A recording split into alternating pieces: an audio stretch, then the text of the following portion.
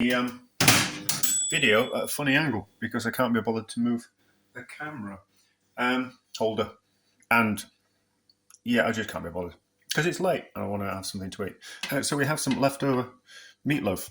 This is this here, and what I thought we'd do, I thought we'd see if we could turn it into a bit like a meat paste that you would have in sandwiches. So in the UK, there'd be this horrible thing that came in a jar. Well, not horrible. I suppose horrible back in the day because it was probably made of the ears and snouts of animals rather than the good bits of animals. And it was just like a meat paste that you would spread on in sandwiches or on bread as something to eat. Kind of quite a cheap thing, tasty thing, but probably no doubt down to the things that we put in it. So I just kind of thought, could we turn this leftover meatloaf into a meat paste that we could have in a sandwich or on toast? So think like pate, because this meatloaf recipe is not that dissimilar from a pate or a terrine, although it's got no offal in, but we've used some cheap cuts of meat. So there's quite a bit of fat in there, so I can't see why it won't process down and become a little bit more liquid, viscous. And then we're going to put in some. There's one with the tomato left as well. If we have really have to, what we'll do is we'll rinse off the tomato sauce from the other one. But I kind of thought we'll do it. I've got some unsalted butter, and we've got some lard as well. So we've got some delicious homemade lard. So I'd like to kind of make it with both. But let's see how it processes down first. So lid on, and let's see if I think I've broken the mincer attachment of my Kenwood. I'm not sponsored by them, although if you want to send me a new one, that'd be nice. But I think I broke the mincer part of it. But the food processor bit and liquidizer should still work because the beater still works. Anyway, so we'll process it and we'll see what it looks like. It seems to be working to some degree. Let's take some of it out and we'll add some butter to that. And then we'll put this the other bit back in and we'll add some delicious lard. And kind of see if it works with lard. So it wants to be a little bit. It wants to be kind of quite heavily seasoned. So we'll certainly put in some more pepper. I'm using unsalted butter because that's what I've got, and also this is also a little bit salty already.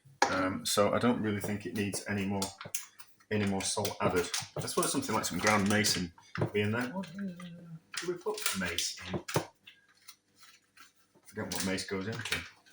But something like some mace it'll probably work quite well. Different knife so I don't make a mess of the butter. And then let's weigh the butter and I know how much butter that I put in. And then we can weigh that meat paste and get an idea of some kind of recipe if my scales want to work. So how much putting in 70. Let's have a look at that. 75 grams worth of butter. I think 50. I think 50 grams worth of butter to start off with. That's 49. No, that's 50-ish. Right, so butter in. It's a little bit tough, so we'll just have to break it down a little bit. I don't think it'll go smooth, but it might do if it heats up a little bit. Maybe we should have melted it a little beforehand, but not to worry. Oh yeah, so like something like the chicken liver parfait is chicken livers and lots of butter poured into it. So this might. I'm assuming you could do the same with pig's liver. You certainly do it with goose liver and duck liver as well. But anyway, so let's see what happens now. Right, let's put in the rest of that butter. So it takes up to 75 grams. I think that'll be a good amount. So by putting butter in, what we're actually doing is we're adding richness, but we're kind of taking away. So we're adding the richness of the butter, but we're kind of taking the mellowing the other kind of flavours that are in there. So it will be a less porky, it will be less herby, it'll be less oniony. Yeah, it'll be less peppery. So that's all we're adding richness, but kind of losing a little bit of flavour, but making it smoother in flavour. So we'll see how this turns out. It's looking all right. That's looking all right. So let's do the same with the other bit of pork that we've got, and we'll put in some lard and see what the difference is. But same process, and I'll weigh how much we've got, and then we'll work out the ratio of lard that we're going to add to the other bit of meat that we've got. Right, so it was 125 grams worth of meatloaf to 75 grams worth of your fat of choice, either butter or delicious lard. What else could you use? Don't know. But I think homemade lard, yes, but not like bought lard, because it's a little bit plasticky, in my opinion. So let's try the lardy one first. So it's nice and soft. So it used to, meat paste or sandwich spread used to come in little glass jars. You can still buy it, but it's not kind of one of those things that I can't imagine that people that go to Starbucks would ever want a meat spread sandwich. But anyway, how's it taste?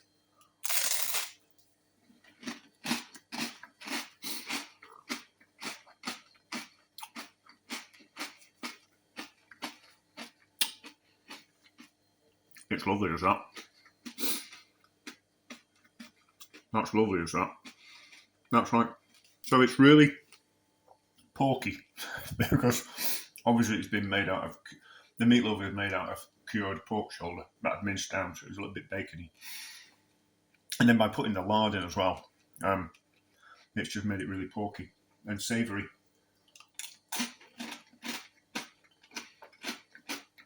It's really rich and creamy.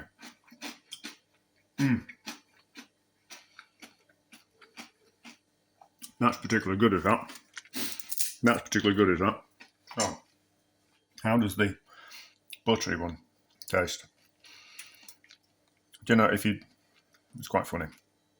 People would scoff and sneer at you if you said you're having meat paste sandwiches for your for your lunch. But if they tasted that, they'd blow the socks off. So how does the buttery one taste?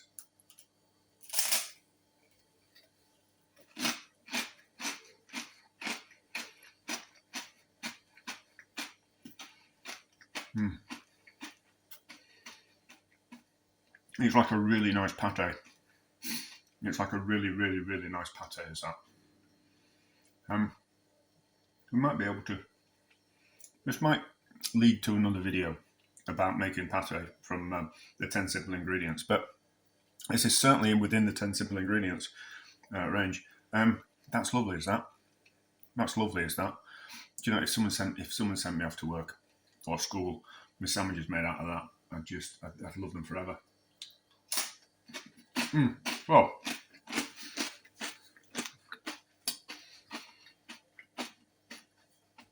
how am I going to sum this up? Now I'll just put something else in my mouth. It's more of a case of don't make the meatloaf to make the meaty sandwich spread. Don't do that. But if you're making meatloaf or you've got some meatballs left over, I don't think anyone ever has any leftover meatballs.